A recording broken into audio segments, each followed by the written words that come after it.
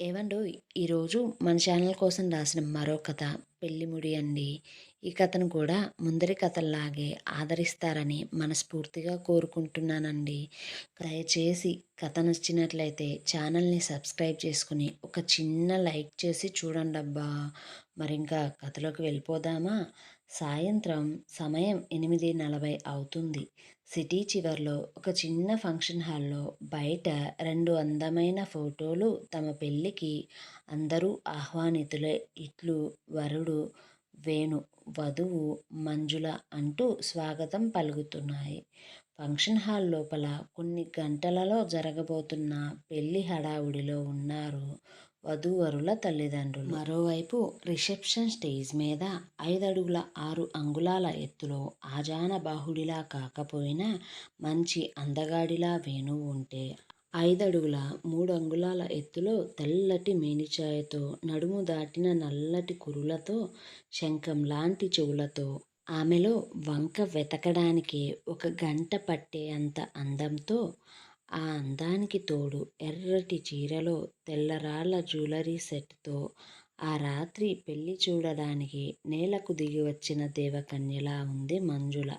ఆమె అందాన్ని చూసి వేణు తల్లిదండ్రులు అతి తక్కువ కట్నం అయినా పెళ్లి చేసుకుంటున్నారు అనేది గాలివార్త కాదని అక్కడి వారికి అప్పుడే తెలిసి వచ్చింది.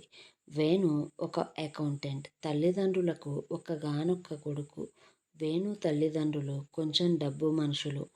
అయితే వేణు చాలా మంచివాడు. అతనికి పెళ్లి చూపుల్లోనే మంజుల చాలా బాగా నచ్చింది.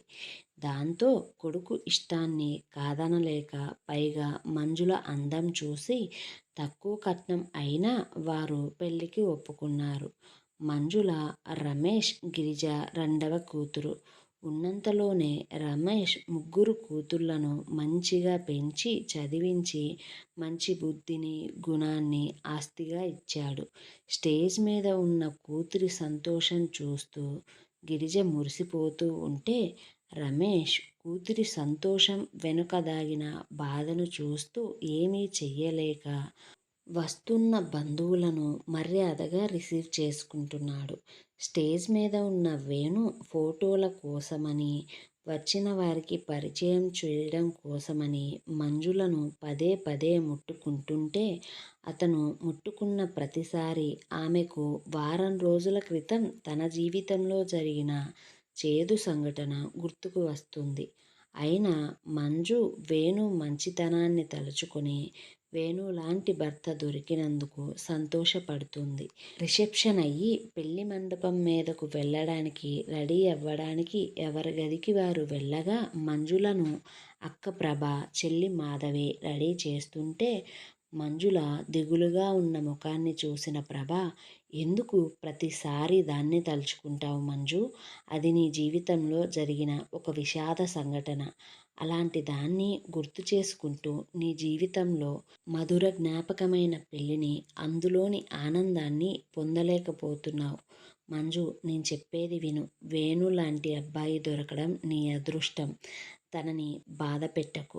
మీ బావను చూడు, పైకి చాలా మంచిగా కనిపిస్తాడు, కానీ చాలా దుర్మార్గుడు. అతనికి లేని అలవాట్లు లేవు అంటూ ఇంకా చెప్పబోతుండగా ప్రభా భర్త చరణ్ వచ్చి, ప్రభా, నిన్ను అత్తయ్య పిలుస్తుంది అంటూ చెప్పగా ప్రభ గది నుండి బయటకు వెళ్ళిపోయింది. అయితే చరణ్ అంత అందంగా ఉన్న మంజును చూస్తూ తనకు దక్కవలసిన మంజు దూరం అవుతున్నందుకు మనసులో విషం నింపుకుంటూ బయటకు వెళ్ళిపోయాడు. ప్రభకు, చరణ్కు పెళ్లి జరిగి చాలా సంవత్సరాలే అవుతున్నా పిల్లలు లేరు. ఆ వంకను చూపిస్తూ చరణ్ పిల్లల కోసం మంజును తనకు ఇచ్చి పెళ్లి చేయమనగా రమేష్ అందుకు ఒప్పుకోకుండా, ఇలా ఇంకొకసారి మాట్లాడితే నా కూతురు అయిన ప్రభతో గృహహింస కేసు, అదనపు కట్నం కేసు పెట్టిస్తా అంటూ బెదిరించి తొందర చేస్తూ మంజుల పెళ్లిని జరిపిస్తున్నారు. ఇంతలో ఆ రూంలోకి రమేష్ వచ్చి చిన్న కూతురైన మాధవిని చూస్తూ, అక్కకు పాలు తీసుకుని రమ్మా, ఇందాక కూడా సరిగా అక్క భోజనం చెయ్యలేదు. మళ్ళీ ఎప్పుడు భోజనం చేస్తుందో అంటూ చెప్పగా మాధవి ఆ గది నుండి బయటకు వెళ్ళిపోయింది.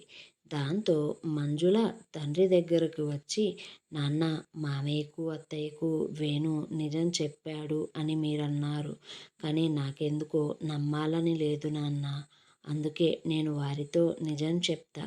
రేపు పెళ్లి తరువాత నిజం తెలిస్తే వారు నన్ను ఏమనుకుంటారో అంటుంటే రమేష్, లేదమ్మా, అలా ఏమీ కాదు. వేణుని నేను కూడా అడిగా. విషయం చెప్పా అన్నాడు.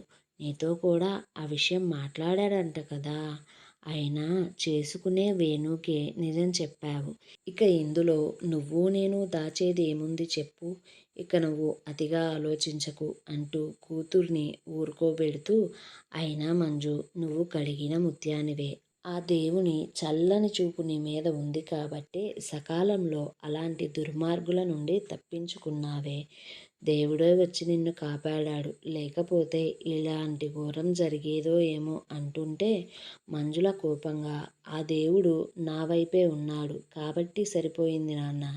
కానీ నా వల్ల సాయం పొందిన ఆ అమ్మాయి కనీసం నా గురించి ఆలోచించకుండా నన్ను వారి దగ్గర నుండి కాపాడాలి అని కూడా అనుకోలేదు అంటూ వారు మాట్లాడుకుంటుంటే మాధవి పాలు తీసుకుని వచ్చి ఇచ్చింది. దాంతో వారు మాట్లాడడం ఆపేశారు. అయితే వీరి మాటలన్నీ చాటుగా వినేసిన ఒకరు ఆ మాటలను తనకు అనుకూలంగా ఆలోచించుకునే పనిలో పడ్డారు. గదిలో రెడీ అయ్యి తనను తాను అద్దంలో చూసుకుంటూ మరొకసారి ఆభరణాలన్నీ సరిచేసుకుంటూ చేతి గాజులను కూడా సరిచేసుకోగా ఆ గాజుల కింద ఉన్న గాయం చూసిన మంజు వారం రోజుల క్రితం జరిగిన సంఘటనను గుర్తు చేసుకుంటుంది. పెళ్లి చీరలు కుట్టించుకుని తండ్రి కోసం ఎదురు చూస్తూ 8 గంటల సమయంలో ఒక బస్టాప్ దగ్గరలో ఉంది మంజు. అక్కడ చిన్నగా వర్షం పడుతుంది. పైగా టైలరింగ్ షాప్ సిటీకి చివర్లో ఉండడంతో అక్కడ ఎవ్వరూ పెద్దగా తిరగడం లేదు. అక్కడికి కొద్ది దూరంలోనే పొలాలు, పాడుపడిన ఇల్లు కూడా ఉన్నాయి. చుట్టుపక్కల పరిసరాలన్నీ గమనిస్తూ ఉన్న మంజుల ముందు ఒక అమ్మాయి ముఖానికి మాస్క్తో స్కూటీ మీద పోతుంటే తనని 2 బైకుల మీద నలుగురు అబ్బాయిలు తరుముతున్నారు. మంజుల నుండి కొంచెం ముందుకు వెళ్ళిన ఆ అమ్మాయి స్కూటీకి బైక్స్ని అడ్డుపెట్టి ఆపి ఆ స్కూటీని పడేసి ఆమెను రోడ్డు నుండి పొలాలలోకి లాక్కొని తీసుకుపోతున్నారు. ఆ అమ్మాయి ఏడుస్తూ వారి నుండి విడిపించుకోవడం కోసం చూస్తూ, కాపాడండి, కాపాడండి అంటూ అరుస్తుంటే ఆ నలుగురి బాయ్స్లో ఒకడు తను పెట్టుకున్న హెల్మెట్ తీసి ఆమె తల మీద గట్టిగా కొట్టి తిరిగి వెంటనే హెల్మెట్ పెట్టుకున్నాడు. దాంతో అది చూసిన మంజుల వెంటనే ఆమె బట్టల బ్యాగ్ని అక్కడే వదిలేసి ఆ అమ్మాయికి సాయం చెయ్యాలని అక్కడికి పోతూ పోలీసులకు ఫోన్ చేయడం కోసం తన బ్యాగ్లో ఉన్న ఫోన్ని చూడగా అందులో పవర్ లేక స్విచ్ ఆఫ్ అయ్యింది. దాంతో ఆమె తనకు దగ్గరలో ఉన్న ఒక కర్ర తీసుకుని వారి వెనకనే పోయి అక్కడి చీకటిలో కలిసిపోయి వారి కోసం వెతగ్గా ఆ నలుగురిలో ఇద్దరు ఆమెను పట్టుకుంటే మరొక ఇద్దరు ఆ అమ్మాయి వచ్చిన స్కూటీని పొలంలోనే ఉన్న బావిలో పడేయడానికి వెళ్ళగా అదే సమయం అనుకున్న మంజుల వేగంగా ఆ ఇద్దరి అబ్బాయిలలో ఒకడిని కర్రతో కొడుతుంటే ఆ అమ్మాయిని పట్టుకున్న మరొకడు ఆ అమ్మాయిని వదిలి మంజుల మీదకు రాగా మంజుల ఆమెను పరిగెత్తు, ఇక్కడి నుండి నువ్వు పారిపో అంటూ అరవడంతో ఆమె వెంటనే అక్కడి నుండి పరిగెత్తుతుంటే మంజుల తన మీదకు వస్తున్న మరొకడిని కూడా కొట్టి వెంటనే ఆమె కూడా అక్కడి నుండి పారిపోతూ తనకంటే 4 అడుగుల ముందు ఉన్న అమ్మాయిని పిలుస్తూ పోలీసులకు ఫోన్ చేయి వెంటనే అంటూ అరుస్తూ పరిగెడుతుంటే ఆ ముందు వెళ్తున్న అమ్మాయి అసలు వెనక్కు తిరగకుండా పరిగెడుతూనే ఉంది. ఇంతలో స్కూటీ పడేయడానికి వెళ్ళిన వారు వీరు తప్పించుకోవడం చూస్తూ వారి వెంట పడగా ఆ అమ్మాయి 4 అడుగులు ముందు ఉండడం వల్ల తప్పించుకుంటే మంజుల వారి చేతికి చిక్కింది. ఆమెను పట్టుకుని కొడుతూ, మా ప్లాన్ అంతా పాడు చేశావే, అసలు నువ్వు ఎవరే, ఇక్కడికి ఎందుకు వచ్చావే అంటూ బూతులు తిడుతూ కొడుతుంటే మంజుల చేతిలో తన్నులు తిన్నవారు కూడా అక్కడికి వచ్చి, ఎవరైతే ఏముందిరా చూడు, ఇది కూడా అందంగానే ఉంది, నిజం చెప్పాలంటే నువ్వు చెప్పిన దానికంటే ఇదే అందంగా ఉంది అంటూ మంజుల నుండి తన చున్నీ తీసివేసి ఆమెతో అసభ్యంగా ప్రవర్తించడం మొదలుపెట్టాడు.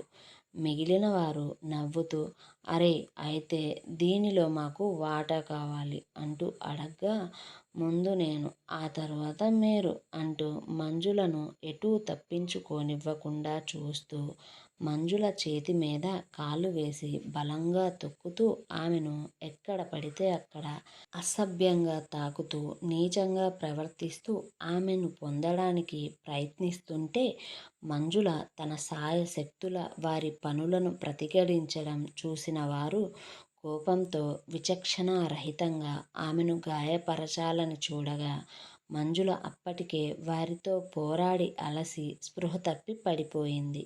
మళ్ళీ ఆమె మరొక 3 గంటల తరువాత ఒక హాస్పిటల్లో కళ్ళు తెరవగా ఆమె తండ్రి తన ఎదురుగా ఉన్నాడు. వారితో ఆ గదిలో ఉన్న లేడీ డాక్టర్ మంజు లేవడం చూసి, నువ్వు భయపడకు, నీకసలు ఏమీ కాలేదు, సమయానికి నిన్ను కాపాడి ఒకరు ఇక్కడికి తీసుకుని వచ్చారు అంటూ చెప్పి దెబ్బలు తగలడం వల్ల మెడిసిన్ ఇచ్చి వెళ్ళిపోయింది. రమేష్ కూతుర్ని చూసి ఏం చెప్పాలో తెలియక ఆమెను ఓదార్చుతూ, బాధపడకురా, నువ్వు సాయం చేయాలని చూశావు, అందుకే ఆ దేవుడే నీకు సాయం చేశాడు, నీకు ఏమీ కాలేదు, ధైర్యంగా ఉండు అంటుంటే మంజు తను ఆ అమ్మాయికి సాయం చేసినా ఆమె ఎందుకు తనకు సాయం చేయాలని చూడలేదు, పోలీసులకు ఫోన్ చేయలేదు, అసలు ఆ అమ్మాయికి ఏమయ్యింది, తనకు ఇలా జరగడానికి ఆ అమ్మాయి కారణమని ఆమె మీద ద్వేషం పెంచుకుంటూ, నాన్న ఈ విషయం నేను వేణు వాళ్ళకు చెప్పాలి, వారికి వేరే విధంగా తెలియడం నాకు ఇష్టం లేదు, మోసం చేసి నేను ఈ పెళ్ళిని చేసుకోలేను, ఇప్పుడు నేను తీసుకున్న ఈ నిర్ణయానికి మీకు ఎలాంటి అభ్యంతరం లేదు కదా అనగా రమేష్ సరే అంటూ అనడంతో మంజుల మరుసటి రోజు వేణుకు విషయమంతా చెప్పగా అతను మంజుల నిజాయితీని మెచ్చుకుంటూ తనతో పెళ్లికి ఒప్పుకున్నాడు. అయితే తన తల్లిదండ్రులకు తానే ఈ విషయాన్ని చెప్పుకుంటా అని చెప్పగా వీరు సరే అనడంతో పెద్దవారు పెళ్లి పనుల్లో పడితే మంజుల జరిగిందాన్ని మర్చిపోయి మామూలుగా అవ్వడానికి ప్రయత్నిస్తుంది. అయితే వేణుకి తన తల్లిదండ్రులు ఎలాంటివారో తెలుసు కాబట్టి జరిగింది చెప్పలేదు. ఎందుకంటే ఆ విషయం తనకు, మంజుల కుటుంబ సభ్యులకు తప్ప మరెవ్వరికీ తెలియదు. కాబట్టి ఈ విషయం ఎట్టి పరిస్థితులలో తల్లిదండ్రులకు తెలిసే అవకాశం ఉండదు అనుకుని మంజులకు ఆ దాడిలో దెబ్బలు మాత్రమే తగిలాయి. కానీ తన పవిత్రత తనతోనే ఉంది, అది చాలు నాకు అనుకుంటున్నాడు. పైగా మంజులతో పెళ్లి ముహూర్తం పెట్టుకున్న వెంటనే తనకు బోనస్ వచ్చింది. ఇంకా తన జాబ్ పర్మనెంట్ అయ్యింది. దాంతో వేణు మంజుని తన లక్గా భావించాడు. ఇలా ఆలోచనలో ఉండగానే పూజారి గొంతు కంచు కంఠంలా, ముహూర్తానికి సమయం అవుతుంది, పెళ్లి కొడుకును పెళ్లి కూతుర్ను తీసుకుని రండమ్మా అంటూ వినిపించడంతో వీరిరువురిని పెళ్లి మండపం ఎక్కించారు. ఆ రాత్రి మండపం వెలుగుల కన్నా మంజుల అందం 2 రెట్లు వెలిగిపోతూ ఉంది. వేణు మంజుల అగ్ని సాక్షిగా వేద మంత్రాలను చదువుతూ పూజారి చేయిస్తూ ఉన్న పూజలు చేస్తుంటే అప్పుడే కళ్యాణ మండపంలో చిన్న హడావుడి మొదలైంది. అది చూసిన వేణు పెళ్లి పీటల మీద ఉన్న మంజుల చెవిలో, అదిగో వస్తున్నాడు కదా ఒకసారి, ఆయనే మా శక్తి గ్రూప్స్కి ఓనర్, పేరు శక్తి విజయేంద్ర అంటూ చెప్పగా మంజుల పీటల మీద నుండే వినయంగా నడిచి వస్తున్న అతనికి నమస్కారం చేసింది. శక్తి విజయేంద్రను చూడాలని, తనతో మాట్లాడాలని తాపత్రయపడుతున్న అక్కడి వారు అతని సెక్యూరిటీని చూసి ముందుకు అడుగు వేయలేకపోయారు. ఇంతలో పూజారి వధూవరులకు జీలకర్ర బెల్లం పెట్టించాడు. అలా సగం పెళ్లి జరిగిన తరువాత వధూవరులు బట్టలు మార్చుకోవడం కోసం వెళ్ళగా అక్కడ అందరి చూపు విఐపి సీట్లో శక్తి మీదే ఉంది. అతన్ని అక్కడ చూస్తూ శక్తి ఇక్కడ ఎలా ఉన్నాడు, అసలు ఇక్కడికి ఎందుకు వచ్చాడు, అన్ని కోట్ల అధిపతి ఇంత చిన్న పెళ్ళికి రావడం ఏంటి అనుకుంటూ ఉంటే వేణు త్వరగా బట్టలు వేసుకుని హడావిడిగా శక్తి దగ్గరకు వచ్చి అతనికి 2 అడుగుల దూరంలో నుంచొని, సార్ మీరు వస్తారు అనుకోలేదు సార్. అసలు నేను ఇది ఊహించలేకపోతున్నాను సార్. అందుకే నేను మీకోసం ఏర్పాట్లను చేయలేదు అంటూ తడబడుతుంటే వేణు మాటలన్నీ విన్న శక్తి అతని వైపు చూస్తూ, పర్లేదు వేణు, అయినా నేను ప్రత్యేకంగా ఈ పెళ్ళి కోసమేం రాలేదు. ఇక్కడ పక్కనే నా ఫ్రెండ్ మ్యారేజ్ ఉంది. అక్కడికి వెళ్ళి వస్తూ ఇది దారిలోనే ఉంది కదా అని నిన్ను కూడా విష్ చేసి పోదామని వచ్చా అంటూ చెబుతూ ఉండగా పాలమీగడ రంగు చీరకు ఎమరాళ్ళ పచ్చ రంగు అంచులో ఎర్రటి పూసల అల్లికతో ఉన్న తరంబ్రాల చీరలో చేతి నిండా మట్టి గాజులతో కలువలకు కాటుకొదిద్దారా అనే అంత అందమైన కళ్ళతో నడిచి వస్తున్న మంజులను చూసి శక్తి మనసు చూపు ఒక్క క్షణం పాటు లయ తప్పింది. అతనికి అందమైన అమ్మాయిలను చూడడమేమీ కొత్త కాదు. కానీ మంజుల అందంలో స్వచ్ఛత, నవ్వులో అమాయకత్వము, చూపులో బెదురుతనము అతన్ని ఒక్క క్షణం మైమరపించింది.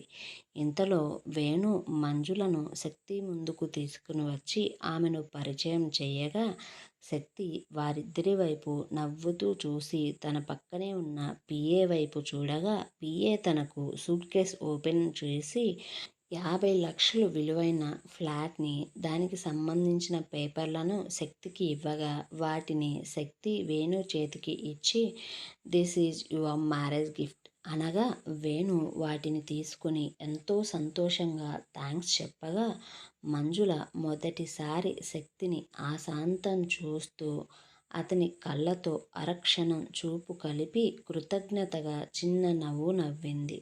ఇంతలో ప్రభ వేణుని మంజుని పెళ్లి మండపం ఎక్కించింది.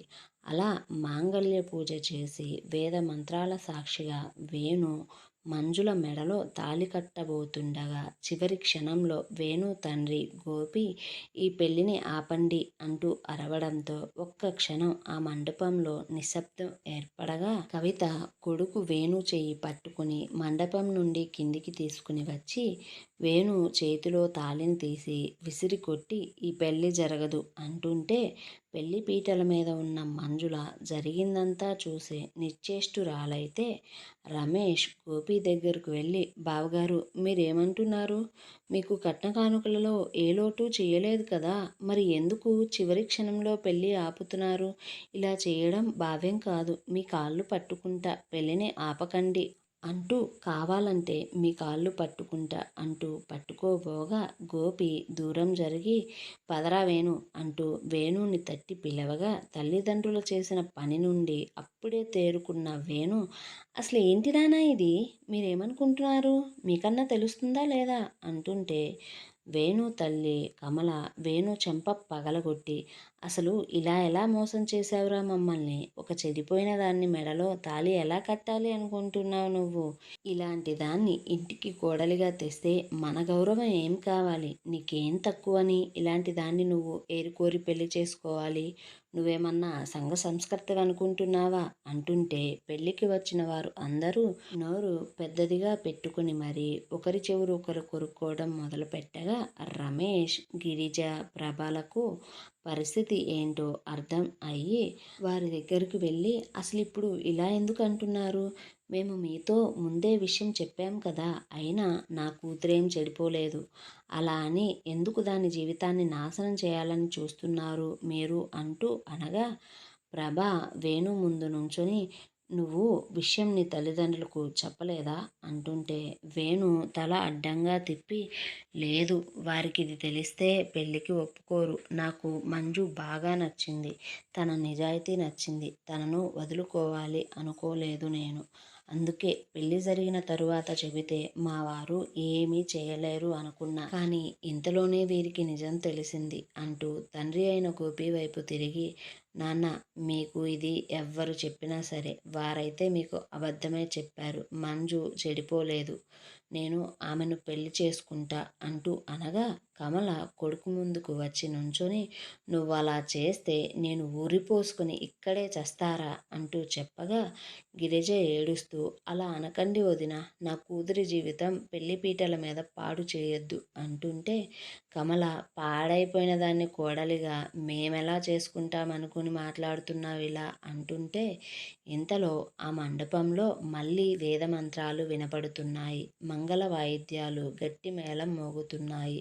పంతులు గారు మాంగళ్యం తంతునానేనా అనే మంత్రాలు చదువుతూ ఉంటే ఎదురుగా ఉన్న వ్యక్తి వైపు ఆశ్చర్యం నిండిన కన్నీటి కళ్ళతో చూస్తూ మాధవి మంజుల జడను ఎత్తి పట్టుకోగా మంజుల అప్పటిదాకా ఏడుస్తూ బొమ్మలా జరిగేది చూసి ఇప్పుడు తన మీదకు వంగి తాళి కడుతున్న శక్తిని చూసి కొయ్యలా బిగుసుకుపోయింది. ఆశ్చర్యంతో జరిగేది నమ్మలేనట్లు కళ్ళు పెద్దవి చేసి చూస్తూ ఉంది. శక్తి మాత్రం వేద మంత్రాల సాక్షిగా మంజుల మెడలో తాళి కట్టి మంజుల చెయ్యి పట్టుకొని మండపం కిందికి తీసుకుని వచ్చి రమేష్, గిరిజ వైపు చూస్తూ, నేను కొంత సమయం తరువాత వచ్చి మంజులను తీసుకుని పోతా అంటూ ఆమె చేతిని వారి చేతికి ఇచ్చి తన సెక్యూరిటీలో కొంతమందిని అక్కడి ఉంచి అక్కడి నుండి బయలుదేరి వెళ్ళిపోయాడు. కథలో తరువాత ఏం జరగబోతుందో తెలుసుకోవాలంటే మన ఛానల్ని సబ్స్క్రైబ్ చేయండి, ఈ వీడియోని లైక్ చేయండి, కథ ఎలా ఉందో కామెంట్ చేయండి అబ్బా కొంచెం.